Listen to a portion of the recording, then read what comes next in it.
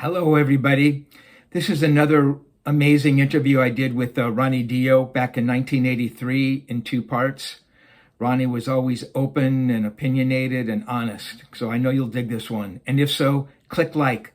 2 hands. At the point when you left Sabbath, you knew that you wanted to put something together on your own? Well, what had happened was I've had a solo deal now for 2 years. So 2 years of my time spent in Sabbath, 2 of the 4, I had a solo deal. And I had the deal under the conditions that I wouldn't step on Sabbath's toes. That the first commitment had to be to the band, and it's the way I always wanted it. And I wanted to just be able to do this solo project as another nice venture, something for me to do differently than under the same band all the time, the same people. And I planned on using different people on the album, not just a band. Right. I was going to use Cozy on it. Vinny's brother Carmine was going to play on a track, and a lot of people that I've worked with before.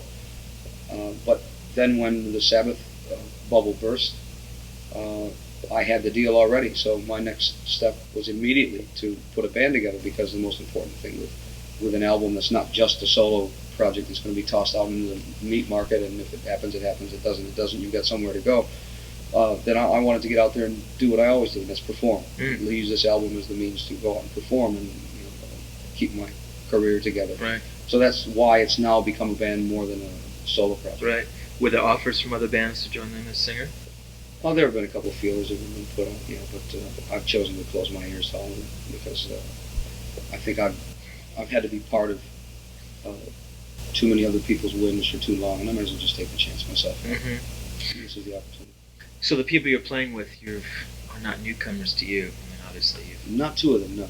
Right. Jimmy, of course, Jimmy Bain played 2 years with me in Rainbow, did 2 albums together. Vinny and I have done 2 albums together, if you count the live Sabbath album, and we've been on the road together for almost 3 years. It's only Viv, who we didn't know before. But yeah, basically I feel very comfortable, because there are people that I not only respect very much, but that I like very much, and that's always been important to me. It was important in Rainbow. If I had not liked Ritchie, had I not liked Cozy or Jimmy or the people who came after, then I wouldn't have stayed in the situation as long as I did. The same with Sabbath. We started out on an extremely friendly basis, very, very close, and it just degenerated into nothingness, and so it was time to leave again. This situation, I've got no one's opinion but my own to look at, so it doesn't really matter. But I don't want to look at it that way. Yeah. So you just wanted a trio with the singer, as you fronting and. Yeah. Well, perhaps we'll use some keyboards live, just for the sake of making it slightly easier on the bass player. When the solo comes, he doesn't have to turn up to 15 and let it rip. I may do that, but yeah, basically the band is a power trio of vocals. Do you play? Would you play any instruments live at all? I won't. No, I was the bass player in Elf for a long, long time, and my decision then was that I could do more justice to what I felt was my better talent as a vocalist than to divide my time between the 2. So I left the bass playing to the people who know how to do it, and I just decided to sing. I don't think I'll touch an instrument again. I think it's really a bit egoistic, and I don't think that I'm good enough to do that. And I don't want to touch anything that I can't be very competitive with, so I won't do it. Who's producing this record? I am. You are? By yourself? Yes. I mean, of course, I have the input of the other people as well. I mean, when it comes to, when we get the drum sound, obviously I'm in here with the engineer, and we do that, but when we listen back to it, or when we're mixing it, Vinny's got great drum ears. I bring him in and say, what do you think? This is what we think. Well, maybe a little bit more punch on the bass drum. Yeah, fine, okay, let's do that. And same with Viv, when we do the guitar. What do you think?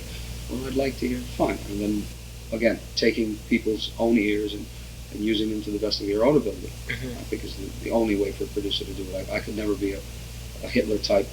Even if this had been the 25th album I'd produced and they were all platinum, I probably still wouldn't be that, because I think the most important thing is to get out of people what they have to offer. Did you learn from Martin Birch? Oh yeah, I learned a lot from Martin. Yeah, I learned a lot from Martin. But then again, Martin and I were pretty basically the same kind of people.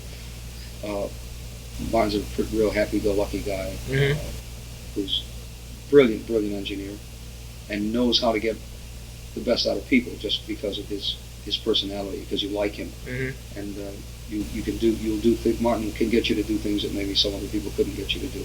I'd like to think that perhaps I have that same talent or trait.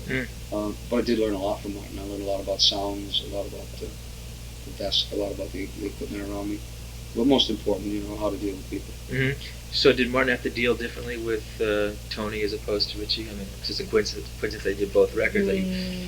I think so. Yeah, they're both very, very, well, they do have a lot of similarities, I must admit.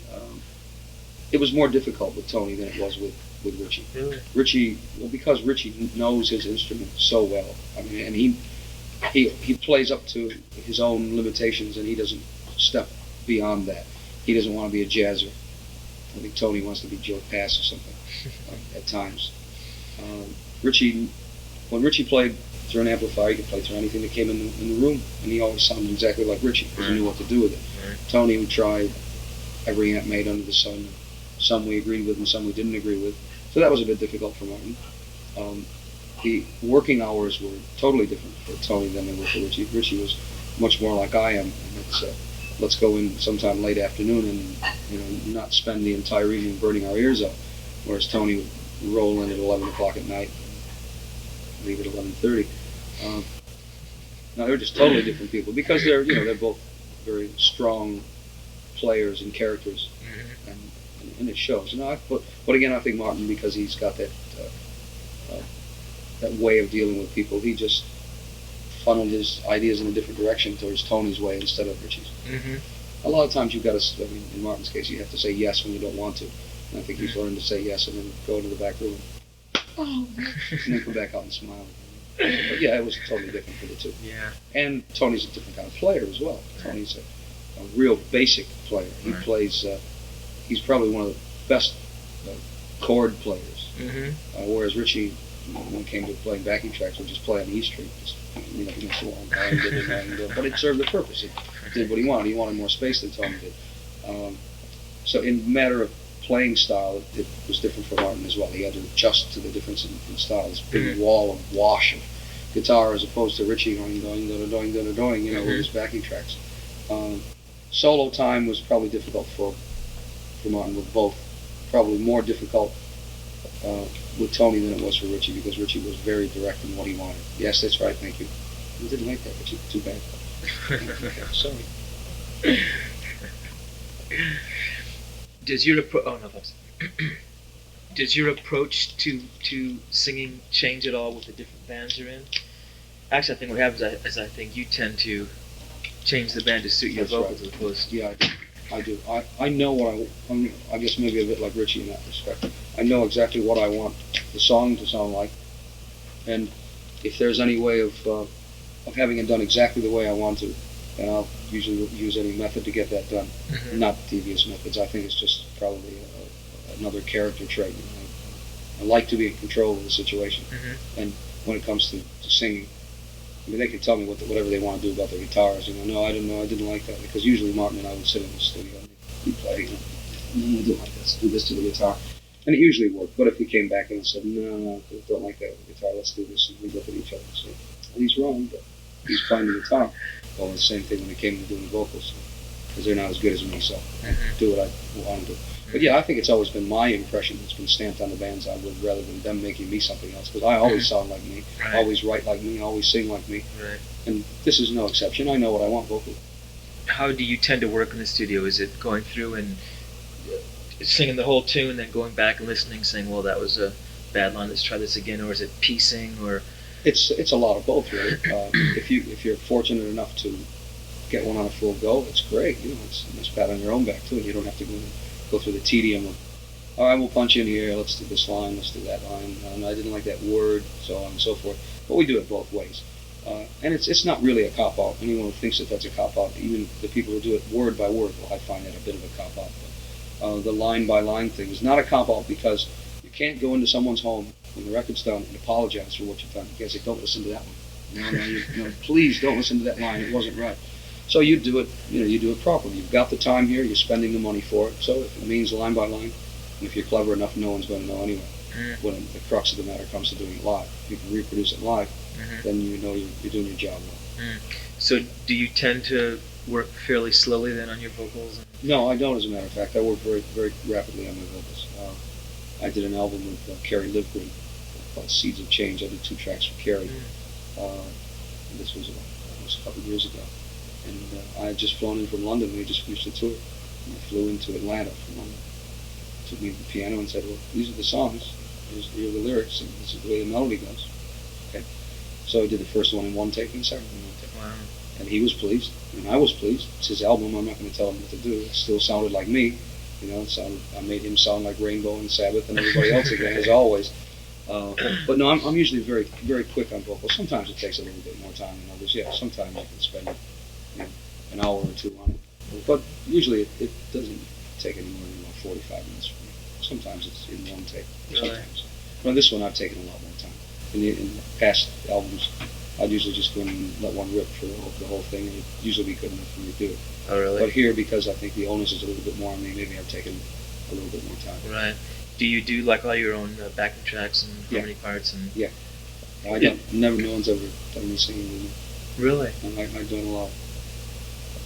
I just don't think anyone can match my voice. That's right. I don't mean that in an egotistical sense. I mean, I think that the blend is better with me singing with myself, and most of the notes can't be hit. The high ones can't be hit with the same power that I can hit them with. Right. There are a lot of high singing vocalists out there, but they don't usually have a lot of power. Mm-hmm. So to try that, to match those two, I think would sound a bit too obvious. So for that reason, I do all the backing vocals myself. Are there certain types of mics that you like to work with? Yeah, I use an 87 most of the time, depending on what kind of texture I'm trying to get. If I'm in my harsh phase, then I'll use an RE20, which captures all the harmonics and low end and all the guttiness of it. The 87 is a lot smoother for me, and I usually use an 87. And I usually just go out into the middle of the room. I prefer a live room to sing in. That's unfortunately not a very live room, but I don't like to be stuck in toilets, so I won't do that either. So we just augment it with the EMT or the chamber that's here, or a slap back on the 2-track, or digital delay, or harmonizer, or whatever. I think it's nice to be able to texture most of the tracks differently, if possible, so that not every song has a slapback on it, and not every song has a harmonizer on it, and not every song is so direct sounding. But I do prefer a more natural, direct sound than loads of echo, loads of harmonizer, and all that kind of effect. I think it shows me off at my best because of the power. I think the power comes through the middle of the track a bit better. That's what we do. So what are your feelings about someone like Steve Perry, who tends to, I would think, use effects like on every... I don't think Steve really uses a lot of effects. Really? I think that's just his voice. The texture of his voice is he's an excellent singer. He's got a very thin voice, thin legs. I just think that's his. I think he would probably sound the same to the harmonizer and the DDL as he would, direct as well. I don't think Steve is a good one for me to compare that kind of thing to. I think the worse the singer you are, the more effects that you need. And I don't think someone like Steve Perry, Paul Rogers, Rod Stewart, people like that really need that. I think their naturalness just shines through whatever you do to them. Are any of the singers you mentioned people that you've drawn influences from? Or yeah, Rogers, Paul Rogers, of course. I was a great admirer of his. Rod Stewart, before he decided to become sexy, that was a brilliant singer. I still good singer. I liked what he did before. It was a bit more raw and basic. Now he's become a little bit too disco-oriented for me. His stuff with Beck? Oh, yeah, I love the stuff with Beck. Yeah, great. The best stuff he's ever done. Fantastic. I like the things he did with the Faces as well. I liked all those things. I liked his solo. I thought they were great. But then when it started to get a little bit too poppy for me, I stopped really listening to him. But I still always will admire him. He still is a great singer, a great performer. McCartney was always one of my favorites, if not my favorite.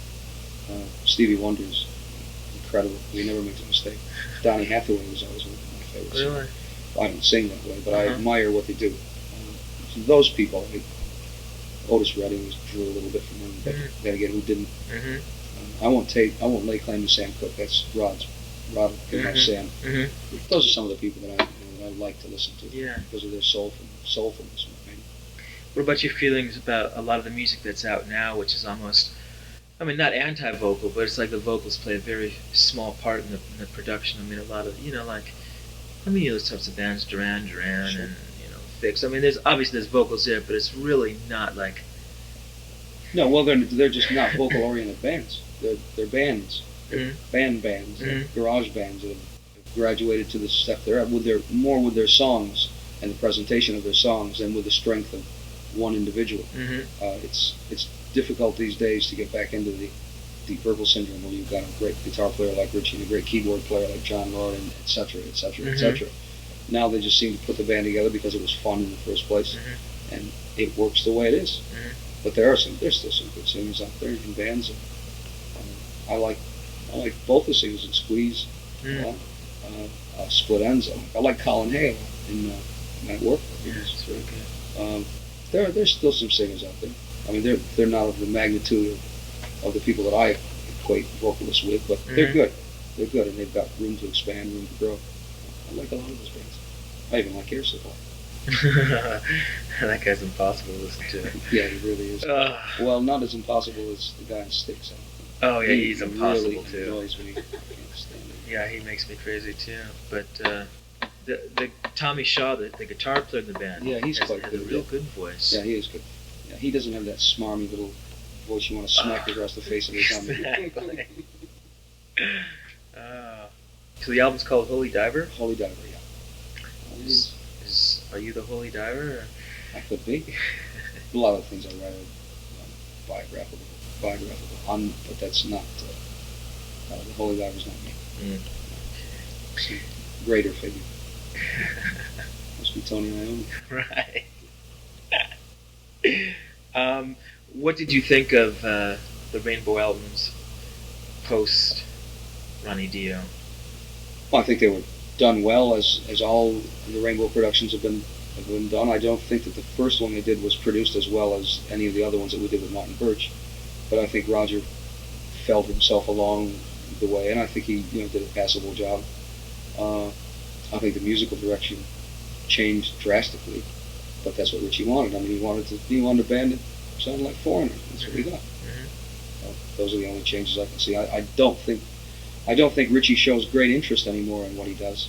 I don't think he plays nearly with the fire and zest and imagination that he did before. And maybe it's because the kind of music doesn't really lend itself to that. It's kind of 17 riffs inside one song, and let's put a solo in it because we have to, because Ritchie's here.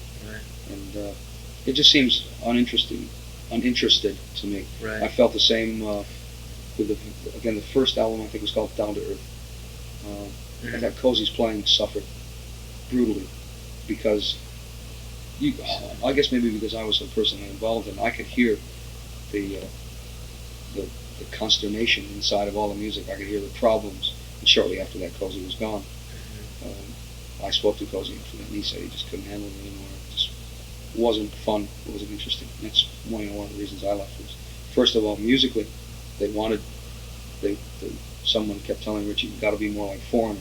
But, as far as I'm concerned, there's only one Foreigner. I don't see any reason to start that all over again. So I didn't want to do that. So I left. Plus, it just got to be a little bit. It just got to be no more fun, and fun was all gone. So that was bye-bye. Which album that you did with them do you think was your strongest? I think probably Rainbow Rising was the best of the lot. But in retrospect, there were some good tunes on Long Live Rock and Roll. There were some real good songs on the first album. But I think that the overall production and the players on Rainbow Rising, I think that was the best portion of my tenure with the band. What did you think of the live album? I thought it was good. I don't know, I produced that one. What do you think of the singer they have now? I think he's very good. I think he's very, very good. I don't think he's Lou Gramm, and maybe that'll be his downfall. But he's good. Yeah, he's a good singer. I think he does that material very well. I don't think they could have found anybody better to sing that kind of stuff. No, I couldn't do it. Really? I wouldn't want to. I don't like all that wimp shit. Looking back at your tenure with Elf, how do you see those albums now? Oh, I wish they could all be melted and made into pizza dishes or something. How many Elf albums were there? 3. 3. I had 2. I had 3. It was the very first one, which was myself on the cover. But maybe you haven't seen that one. That was CBS. What was that called? It's called Elf. I don't Just know. Elf. there's a picture of me on the cover with long elf nose, elf ears, all made up, and a picture of me naked on the back in the woods. Actually, that was the best album of the three, I thought, because it was the first one we did. It was real raw and real basic. Those are when I liked Rod Stewart days, and we just let it rip. Some of the tracks we did there, you were asking about how long it takes to do vocals. I was playing bass in those days, and we just went out and did the track, and I sang and played at the same time, just did them all in one go. Not all of them, some of them. You're kidding. Oh no, because the band, we knew each other so well, we knew the music so well, I mean, we could have done it without arms and legs. You're kidding. I mean, you sang and played at the same time and kept the vocal on the bass track. Really easy, really easy. At that point, it was really easy. The music wasn't all that demanding. To say, it was very basic, and that's again one of the reasons I think why the bass suffered, because I had to be a bit more basic. Excuse me, my favorite word today. Than a bass player who would go in and play around with what the vocalist was doing or what the drummer was doing, whereas we just sing as well. One of those kind of situations. But I enjoyed the elf days. It was probably a lot more fun in those days than there was in the Rainbow days, and especially in the Sabbath days, because we were all just little kids, and our eyes were so wide. We'd seen the entire world, and we saw it over and over and over again. We got stuck into being Purple's boys, and we were always with them. And we felt we know these guys, they're stars, our friends. It was just a great time, we just drank and sexed our way across the world. It was great, it was really an incredible time. As far as the albums go, they were just a progression, a logical progression to this point. So I'm glad we did them, but I would never listen to them. I don't listen to anything I do anymore. Gotcha. So I mean, opening for Purple, and then years later playing with those guys. I mean, was that anything special for you, or I mean, did you look on Purple at that point as they were my idols at that? Were they? Oh yeah, they were the best band in the world. Was that Gillan in the band then? Gillan was in the band. They were great. We covered Hill and Glenn too. Great band, great band. Just had it all together. They really played well. Played with power and technical expertise on it. We used to go every single night, and watch them. I mean, 8 major tours that we did with them lasting about 3 years. Wow. Every single night we'd go. Gee, someday that'll be us. Well, I hope it will be. And fortunately, it was at one point. I've worked with John Lord before on a couple of projects. I worked with Roger a lot. Ian Pace and Roger produced the first Elf album. Roger produced the subsequent 2. Ian Gillan's been a friend of mine for a long time. David Coverdale's been a good friend for a long time. Glenn was one of my best friends. So we were all, some of the awe went away because we were so close. Well, I learned an awful lot from them. I think everyone who was in Elf at that time learned a lot from Purple, learned how to present yourself, go for it, not just hang about, turn it up and let it rip. That's what we learned from that. That was a great part of my life. And now I hear a rumor, and I hope it's true. I heard it too. About Ian? Oh no, I'm sorry. Which one did you hear? I heard that Purple was getting back together. Oh, I don't know if that'll happen or not, because the latest rumor that I've heard, now this again is alleged, and take my word for it, that the lead singer of Black Sabbath is going to be Ian Gillan. You're kidding. Not only is it beyond my comprehension how Ian Gillan could possibly ever sing any of the songs that they're going to force him to do, such as Iron Man, Paranoid, and whatnot, but I would be real pleased if he's in the band, because that means he has to replace me this time. I don't have to worry about all that crap when we put Rainbow together. I was kind of in the shadow of Gillan a lot, because his association with Ritchie was so strong. We almost became for a while a junior Deep Purple. Rainbow, just in the eyes of a lot of people, because of the strong tie between Ritchie and his Deep Purple roots. So if it does come about this time, oh, good one, Ian. Guess who came out on top, man? Because you're the one going to have to suffer with those idiots, not me.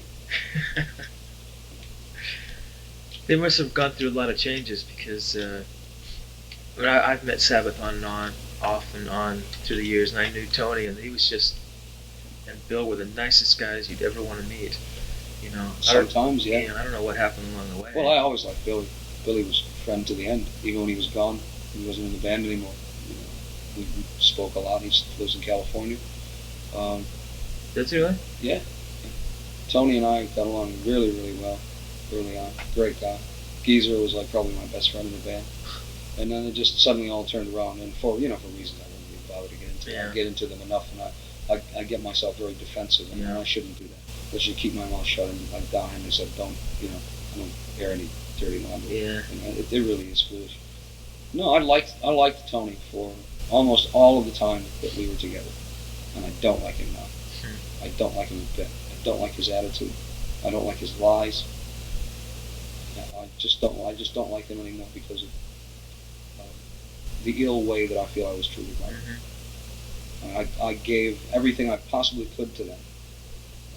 Sure, I did something for myself too. I'm stupid, but I'm the one that sang Iron Man, not them.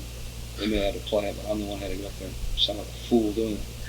But I did all the things that I had to do to do what I thought had to make that band successful again. I did it. Nobody can say I didn't. So they shout all the abuse and whatever they want. Ozzy can do it and they can do it, but record speaks for itself. Before I was in that band, they were dead. They were a dead issue. When I got in the band became alive again because it had some intelligent input. And now they can go back to being stupid again. It's up to me. I don't care whether they're successful or not successful. It's not interesting to me. I'll never think about them. I may wear a Black Sabbath t-shirt. That's only because it's the only one I had at the time. As soon as the Dio shirts are out, I'll be wearing those. Well, there's one good thing about being in a band. You certainly do get a great collection, a great wardrobe collection. A lot of good things to pass out to your friends as well. But I don't mean to sound so bitter about them, but and it's not fair of me to do that, because unless you're involved in the situation, you won't know whether my bitterness is really right or wrong, or true or false. But I've seen so many things in the press that have been said by Tony and Geezer about me. One of the reasons why I'm not in the band anymore, and it's just such a load of codswallop that I feel that sometimes I may as well tell you what I think of them anyway. I certainly have my right to say what I think. They're going to be in the 60s for the rest of their lives. That's what they wanted to be when we were in the 80s, back in the 60s again. And if they could bring the 60s back, good for them. And enough said about that. Yeah. Well, I can understand a little bit more about Ozzy now that I've been through it, been through the same mill that he went through. Except that Ozzy was not a very, very contributive member of the band. Ozzy will tell you that he wrote everything. And Ozzy, in reality, I think wrote one song, and his part of the song was just a little bit of a lyric. All the lyrics were written by Geezer. There were times when Bill Ward had to sing a couple of tracks because Ozzy was too wiped out to even be there, or maybe just didn't care, and that's cool. That was towards the end. He says he didn't care. Maybe he was wiped out. I don't know. I don't want to get into that. That's Ozzy's problem, or their problem, whatever it may have been. But Ozzy was not a contributor. Just wasn't a contributor. He thought his contributive end was to bounce up and down the stage looking like Benny Hill. And now he really looks like Benny Hill. That's what he thought he did so well. I mean, he claims to be such a great performer. I've seen some MTV things of him. That's a great performer. Must be Ray Charles and Stevie Wonder watching MTV then. Because, man, I don't see it. He looks like just a fat blob to me. He walks around, puts a mic on a stand for 1 second, takes it off again, walks around and looks dazed, and occasionally will leap in the air, and that's the end of it. I mean, that's a performer. God, give me something else.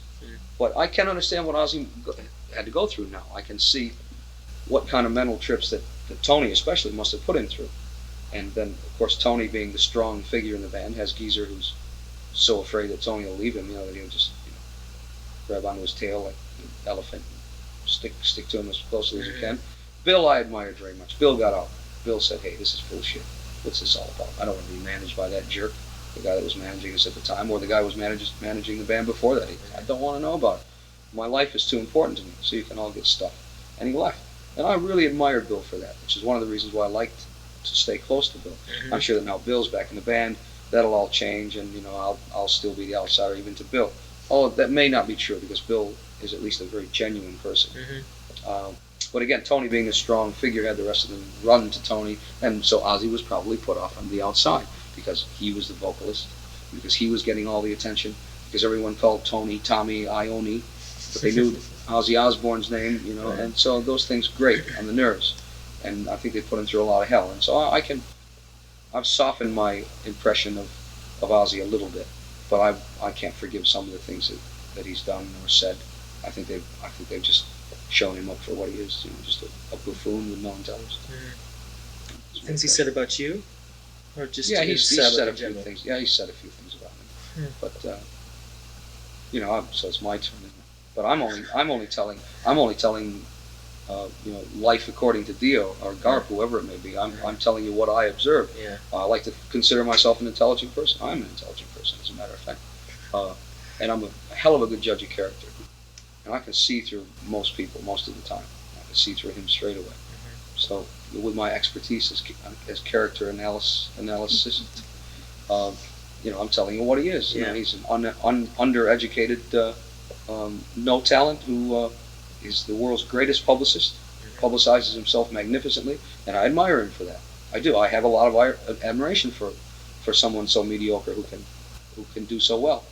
But maybe that's a reflection on some of the people out there as well. Mediocrity seems to be well accepted these days. And that's a real shame.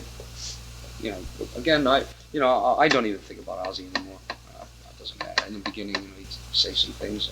He brings out his little dwarf on stage, whatever, called Ronnie, and some of the other things he does and says. If that's the speakings of an intelligent human being, then that must be me who's wrong. And so therefore, I don't care that way either. But so much for Ozzy. So I get the impression that there were far more bitter feelings about Sabbath days than Rainbow. Oh, well, there are now, of course. It's perhaps that'll change. In the early leaving days of Rainbow, I wasn't too pleased with them. I didn't say anything about anyone. And Ritchie, gentleman that he is, chose not to say anything bad either. So that was fine. So it was more towards management than it was toward Ritchie. I mean, Ritchie had to carry his life on the best way he saw fit. But he had too many people whispering in his ear, telling him, you better do it this way, you should do it that way. He's undermining him, he's getting too much control, blah, blah, blah, blah. Same thing in Sabbath, I'm sure. Ronnie's getting too much control, he's not making us sound like Black Sabbath anymore, and so on and so forth.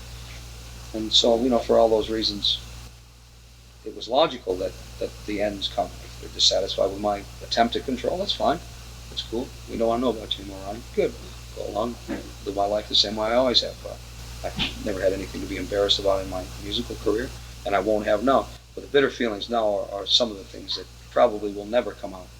That is some of the Sabbath things, because I don't choose to tell them. Maybe someday I will. And they certainly won't choose to tell them, because if they do, they're going to open up a can of worms that are going to reflect badly upon themselves.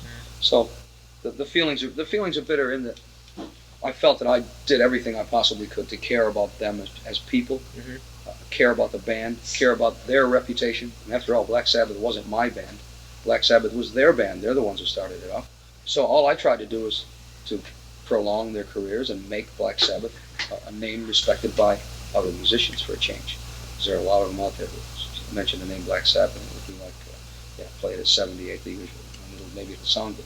But when we played with other people, we did our job real well, because we had strong individuals now. It wasn't just this idiot out there attempting to sing. Right. It was, got him, can't have singing. Yeah. And again, it's not a pat on my back, because we all played well together. That when I was in that band, everybody played well together. Tony came out of his shell and finally started playing. Geezer's always been a brilliant bass player. He always will be. I couldn't say anything bad about either one of them as players. They're both great players. And Billy was a good player too. Not as good as Vinny, but he was a good player. It was good for that band. And after doing all those things to, again, elongate their career and make them acceptable musically, to get that kind of treatment, I just didn't think it was very fair. That's perhaps why I'm more bitter than anything else.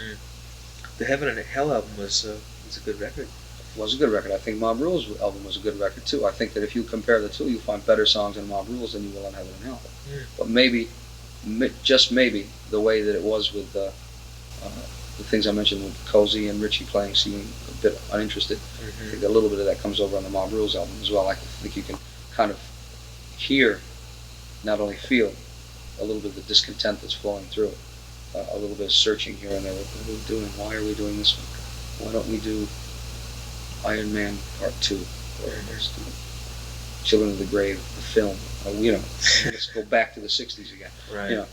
And our plan, by my suggestion, I might add, was next album, let's go back to more Black Sabbath things. Let's drone a little bit more. Let's be really steeped in devil worship, and let's burn some babies on the album or whatever we're going to do.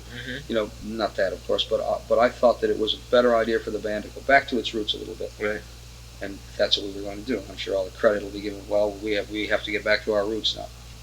Yeah, the Heaven and Hell album was a good album because it was the first one. There was a lot of energy. Yeah, there we go. We're going to attack the world. We're going to go for it, and we did.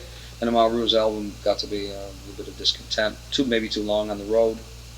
10 months one year, 10 months the next year, and then into the studio.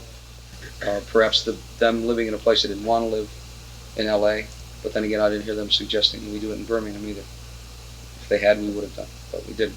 They chose L.A., so hey, stick to it. They did. But I think there are some good songs on that album. The live album, songs are good. I've not heard the live album. I refuse to listen to it. Heard too many bad comments about it. But the vocal and drums are a bit off to the side. And if you happen to look at the credits, you'll see what I mean. The credits on the album are rather stupid. Another thing that just shows them for exactly what they are. When we did the first album, and all ensuing albums up to the live one, it was always alphabetical order: Butler, Dio, Iommi. Now my stage name is Ronnie James Dio. Right. A live album, it's listed Tony Iommi guitars. What happened to the alphabetical order? Geezer Butler bass. Oh, we're going backward. That's what it is. Ronnie Dio vocals. And then it says special thanks to Jeff Nichols keyboards. Keyboards? Is that what you called what he used to play? I can't believe it. I mean, the man was totally inept at anything that he did. Totally inept. He was a good guitar player, but not a keyboard player. So the credits read special thanks to Jeff Nichols keyboards and Vinny Appice drums. Type this big. You mean to tell me that the guy who was the backbone of that band on a live album, the drummer, gets a credit underneath the keyboard player who isn't even a keyboard player? Again, political. The credits on the album, credits for the songs written. The songs we did, the old songs we did, Heaven and Hell, Miles, Heaven and Hell, whatnot, are listed. Iommi, Butler, and if they could get Bill in there, which they did because he was on some of the credits on the first album, Ward, Dio. Strange, isn't it? Why should it be that way? Well, it just shows it. Looking inside, see how many pictures of Tony and Terry there are, see how many pictures there are of me, see how many pictures there are of Vinny. I mean, there's a picture of a poster, a banner that the kids had that's bigger than the picture of Vinny. What's it all about? They only make themselves look foolish when they do things like that. When you're mixing an album, you're supposed to do it so it sounds like a good band. Put the guitar and the bass up, just for the sake of just taking a swipe at the drummer and the singer. I mean, you're only cutting your own throat. It's stupid. It's really stupid. But maybe that's the Sabbath sound that I missed. Maybe somewhere along the line, I missed the idea that the Sabbath sound was all guitar and bass. I guess I'm wrong. Do you think timing was a little inappropriate to put out a live Sabbath album months after Ozzy put out a live? That album was supposed to be released in August, which would have been well before Ozzy's album. Oh, really? But as usual, there are two ways, three ways: right way, wrong way, Sabbath way. And there's even a difference in time. There's Mountain Time, Eastern Time, Sabbath Time. Or we'll be there at 5. Right.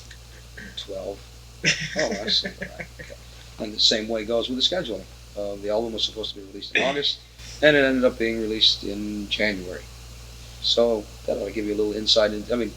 Our album was recorded before Ozzy's was recorded and ready to be done. But no, we couldn't do that, could we? We might do it on schedule. And we might actually make some money off an album for a change. A live album is supposed to be an album that you make money from because it costs so little to record and should take so little time to mix. Well, again, from August to January, you can imagine the expenses that we pay. And so, once again, Sabbath goes over budget. That's something George Carlin did. But that, so I think it's very unfair that people say, why did you release an album after Ozzy? Wasn't that kind of chasing on Ozzy's coattails? Well, it's not true. Our album was done before his. But because of the stupidity of some people, that's their problem. I don't care. It's certainly a better album than Ozzy's album. Say anything else they want. It's a hell of a lot better album. Even though I've not heard it, I know it's a better album. At least we don't have a harmonizer on everything, and his does. I've never heard so much harmonizer. He should get harmonizer to sponsor his tour. Get Eventide or something. It's unbelievable. But no, that's the story on that one. Ours was done first. Yeah. So who else can we? Anybody. But it was something like that. I hate everybody. Everybody. don't think there's anybody in the world I like these days. Hello, boys. Hello. Were you a Randy Rhoads fan? No, not particularly. No? No, he was alright. You like Van Halen? Eddie's a pretty good player, yeah. Yeah, Eddie's good. Yeah, Eddie's a great player. Dave? He's a great player. David Lee Roth? He's a great performer. Great performer. I don't think he's that half bad a singer, really. I mean, he does what he has to do very well within the confines of having to leap up 15 feet in the air. I think he does it real well. I don't think he's got anything to apologize for. And I think probably because of David Lee Roth, that band is where it is, not only with his performance, but I know what kind of person he is, and he whips him into shape. I mean, Eddie's a good player, but I think without David there to kick him up the ass, he'd probably still be in Pasadena, probably. No, they're a good band. They're a good band. They deserve their success. They've worked real hard for it. They deserve all the money they make and all the accolades they get. David Lee Roth is a great press man. He does the best press of anybody in the world. He knows how to turn a phrase. He's a bright person. He doesn't have to bite the heads off birds and bats and horses and cows to do that. He can say it with his words, and that's someone I admire. I don't admire just someone who swears every other minute and takes shots at everyone who don't deserve shots. Who hails himself as the greatest thing since sliced bread. But David, I admire David very much. So was Elf your first major project? It was. Mm-hmm. Are you local? No, I'm from New York. New York. So it's just kind of playing around and getting your feet wet a little. Yeah, it's the way everybody should start, you know? You get together when you're, I started when I was 12. I wanted to play loud music when I was 12 years old. Everybody's like, what? Oh, don't do that. Strung together about 1 billion amps if we could find them. They all had only 4 watts at the time anyway. We strung them all together, just let it rip. Learned our trade by playing bars. First bar I played I was 13. And played a lot of bars after that, where you really learn your trade, because you learn what to say and what not to say. Usually what not to say, or which songs to do when you don't even know them. Yes, sir, we'll do that one for you anytime you want. I like to keep my teeth. And you learn all those things. You get thick skin. You get tough. It's the best training ground in the world. Playing the little places, opening for people. I hated that. Always felt so insignificant. Waiting for the band to come, the big band to come on. It's like tossing the Christians to the lions. Go out and make your mistakes and not get all the lights and not get all the sound. Another thing you learn too. When it's your turn, you don't give the opening act anything either. You suffer the way I did, pal. But I've always tried to be nice to the people who played before me. Always, if I like them, if I think they're a good band, go out and listen, talk to them. Hey, really good. Because nobody ever did that for me, with the exception of perhaps Ritchie, John Moore. They were real nice people to me. The rest were a little bit cold. No, Roger was nice. Ian was a little bit distant. And that's Ian Pace. And Ian Gillan was kind of at the end of his string with them anyway. So he just, in those days, he would just drive up in the limo about 5 minutes before the gig, walk on stage, finish the set, walk straight out the door in the limo and go away. Yeah. And it was pretty bad at the time. But most people in other bands don't want to help you. I guess perhaps they see a lot of threat factor there too. Look at Van Halen and Black Sabbath. They were out for 6 months, and Sabbath were the headliner. But in the middle of that tour, Van Halen's first album came out, and it was a blockbuster. And they were just blowing Sabbath away, putting it away every night. And he got real upset about it. So what are you going to do? Throw them off the tour? They didn't, because they were doing such good business. But that's what I think the threat is a lot of times why people who would otherwise be nice people don't go and help others. So now, as the world turns, Oh, my children. you can control the whole situation in 1983. I mean, is it a little scary for you at all to get out there? Well, see it'll what the probably market's be. like? It'll probably be a little bit nerve-wracking. Yeah, I'm sure it will be. My first concern was to do an album that I liked and that I believed in. If I don't believe in it, how the hell can I expect anyone else to think it's going to be good? I like what we've done here very much. I think it's a logical progression for me, for what I wanted to do. You won't find an overabundance of real scary tracks on it, which everyone's going to think I'm going to do. I'm going to just fall into the same old vein and be Black Sabbath and tread on what their reputation used to be. There's some things that are slightly more commercially oriented, but they still retain the real big, strong bang, whack behind it that Vinny gives it, that Jimmy gives it, that Viv gives it, and hopefully my vocal presentation gives it. So I'm not apologizing in any way for it being slightly commercial. Some of the tracks, some aren't. But I think it's a very good cross section of what heavy metal music in the '80s should be more like. Mm-hmm. I think. So, do you plan to go out on the road? Oh yeah, that's the only reason for doing the album. You go on the road. Good Lord, and that's what it's all about. And it's not what it's all about. Isn't going out on the road for the hotel rooms and the parties after.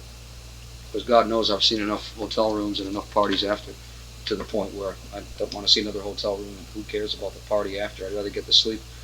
But it's performing. It's perfecting what you've done on a record, because you can't do it properly here. I mean, you can only get to a certain point, and 2 years later, when you finally say, no, I don't think we can do it any better, the world has passed you by. You have to do the best you can, and then go out and expound upon your product that's on your album. Make the people out there who bought your record say, wow, that's even better. I don't want them to say, that sounds just like the record. I hate that. I can't stand that. I mean, you may as well just put 4 cardboard cutouts up on the stage, and play tapes. Be ELO if you want to, To me, that's not musical progression. You're out there to expand songs, make them longer, like we used to do with Heaven and Hell. We used to go, maybe went on for a little bit too much sometimes, but it's a way of communicating with an audience rather than just bang, bang, bang, bang, bang song, like 5 songs, and then, hi out there, everybody all right? Yeah, well here's another song. Bang, bang, bang, bang, bang, 17 more songs, 2 medleys, and a cloud of dust, and hopefully an encore, and away you go. I just don't think that's the way rock and roll music is meant to be played. It's supposed to be a lot of energy, and you're only going to get energy if you take a few chances. That's my feeling about it. Yeah, I can't wait to do it. I want to go to Europe first, do some festivals in Europe first, and then about 4 weeks after the album's released here, embark on a long American tour, whether it be playing some smaller halls as the headline act, or going out on the road as very special guests to someone else. I'm not adverse to doing that, as long as it's the right pairing. I don't want to go out with Bob Seger or Air Supply. So if you and Sabbath would be a good package, right? Probably be an excellent package, or Blue Oyster Company. Yeah. Right. But you'll never see that one. You and Motley Crue. Yeah, that'd be wonderful. Yeah. Just what I need. New York Dolls regenerated. Degenerated. Yeah, that too. Oh, I like the drummer in that band. I think he's real good. And the Dolls? No, and Motley Crue. Tommy Lee, I think he's a real good drummer. Trust me, he's I suppose I just don't listen to his stuff long enough to hear it. If you did, you'd find that he's really good. The rest of them, God, it's hopeless. The singer. I think Ozzy shit him off. Okay, great. Did you get enough bitches in there? Shit, we slammed everybody. Right. You sure we didn't miss anyone? We didn't do critics yet. That's true. Fuckers. Oh, sorry. Yeah, that goes without saying. Well, I'm They sure it's a difficult job to be a critic. And boy, they deserve a difficult job. They should all be made to play guitar, and they should put a band together, and musicians should have a chance to take a shot at them, right? Ritchie who once said... Who said that? Ritchie. Ritchie said... in fact, he even brought a quote. He found a quote someplace in a magazine, and he brought the quote in. He was just waiting for it. The guy said, well, what do you think of critics? He went, ha! Piece of paper out, man. He said something about... let not he who has never been in the arena cast an opinion or a stone or something until he has experienced the slings and arrows of whatever, outrageous justice probably. And I'm doing what Hamlet or something. But it was a good quote, and it was very to the point. And the guy went, well, do you ever speak to Ian Gillan anymore? Yeah, right. Because there's not much you can say to that. Because it is true. It's really true. How dare them not be up there, with beer bottles being flying around their heads all the time, and reading the next day how terrible you were. I mean, it's just not fair. Sometimes I see critiques sometimes, and they're awful. And it's like the band was terrible, and I read it and say, yeah, he's right. Yeah, he's right. Yeah, he's right. He's right. Good for you. Hey, I'm never going to say anything bad about a guy who's got his ears screwed on right. That's fine. And other times I'll read it. Black Sabbath's performance last night was the most magnificent, blah, blah, blah. The guitar sounded wonderful. The voice was incredible. You were terrible. You're awful. So, it's not just the bad ones that you complain about. It's the good ones when they're not rationally done. Right. And then the worst are when it says, and the band started off with a song that you've never done in your life, finished with one you've never done in your life, and did the two in the middle were ones that you hadn't even written yet. I mean, that's a guy who didn't even go to the gig. He asked his girlfriend, how were they last night? Yeah. Well, they did this one song called the Knob Schools or something. Well, the Knob Schools. It's stupid. So, I mean, I just don't, I don't read critiques of it. Just don't even bother. There's always somebody in the band, always someone. Go to the airport, waiting at the airport, right? Got to get the local newspaper, right? First thing they do is go for the review, right? Oh, look at this. They said, you were terrible last night. Oh, God, you sucked. Oh, you were awful. Oh, and they didn't like this. I just don't want to know. So you take the paper off to the side and read it all by yourself. Don't tell me I don't want to know. I know whether I was good or bad. I know whether the band was good or bad. It's me who's the judge, or the other people in the band who are the judge of what they were. I don't need somebody to tell me. Mm. And you can see the reaction of the kids. That's what counts. Mm. If they're out there going, "Ray," the next thing you read, the band was terrible. Well, it doesn't say much for the audience, does it? So that's it for critics. Next. What else? Speaker manufacturers. Recording studios. Recording studios, yeah, we could do that. I like this studio a lot. I like the people here. Very important. If you don't have the right atmosphere, you can't get it done. Yeah. Which is one of the reasons we didn't go to the record plant. Recorded a lot of albums in the record plant. There's always somebody in the game room when you want to play. You want to get away from it. There's always somebody that you don't know. Some ligger just hangs out and annoys you. And you have to go back in the studio to get away from it. I just came from there. I don't want to be there anymore. So where can you go from there? Well, we can go around the corner and, watch the freaks walk up and down a boulevard or something if we want to. It's not fun either. Here it's a nice atmosphere. Sane, logical, middle American people. Mm. Put you back on the right track. Mm. That's why I like this place. Then I like this desk too. It's a great desk. Is it? It's a neat desk. Who else is recorded in the studio? What are the bands? Fleetwood Mac, Tom Petty, REO Speedwagon, Pat Benatar, Rick Springfield, whose manager owns the studio. Right. A lot of people. Yeah. There's albums on the wall. You can see who's done some things here. A lot of people have done it. I think it's starting to get a little bit more of a heavier reputation now since we've come in here. Where the first really heavy band has really come in here. Mm. Ted Nugent was in the other day to have a look around. Survivor may do something. I consider them to be much of a heavy band. They may come in. But I think a lot more people are going to start using this place. In fact, 2 of the people who were maintenance at the record plant now work here. Oh, really? Yeah, in the last 2 weeks have come from record plant to here. So I think the studio's getting some viability. So can you come in here and make a record for less money than it would cost you at the record plant? Or is it pretty close?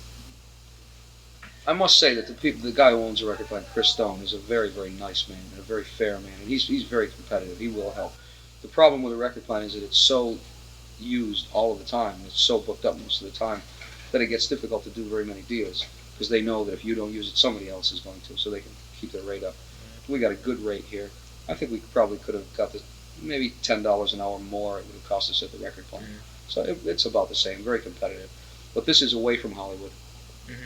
And usually the people who come here to see you are only people that you don't mind coming to see you. Whereas at the record plant, when the bar closes, that's where the next party is. Although I must admit we've had our share here too. But I do like this place a lot. I doubt we'll do the next album. I'm going to do the next album in England, I think. Had I had the time, I would have done this one. The rates are a lot cheaper there. Are they? Oh, yeah. I have to get for like $50 an hour. Wow. Some really good studios. Really? And the people really know what they're doing. The engineers are great. Equipment is really together. They'll probably do the next one. Or Germany. Really? I've always liked the records that come out in England. Something about the production. And it's so different. It really is different. Well, they go for it. They don't mess about. They don't look at the book and say, no, that can't be done. It says so in the book. They say, do it anyway. And that's the way Beatles did a lot of their things, with George Martin. Took chances. And that's their attitude. The English take chances. Good for them. So I got nothing bad to say about them. That's one of the reasons why Vinny and I wanted, two British players in a band, because I just liked their style of playing, their attitude of playing. Go, balls to the wall and just go full out for it. Whereas over here, that's maybe one of the reasons why I didn't instantly respond to the Eddie Van Halen question, and why I didn't go over the top about Randy Rhoads. I just don't like LA playing. I don't care for it much. I find it slightly too busy, a little bit too effecty. It's individualistic, yeah, I'll give them that. But now everybody around here wants to play that way. And you can only be one Eddie Van Halen. It should only be one Eddie Van Halen. It should only be one Randy Rhoads. Unless you can do better than they did. I don't see any reason for everyone playing the same licks all the time. And that's what they sound like to me. Everybody plays the same. But we had an opportunity for a lot of guitar players in LA.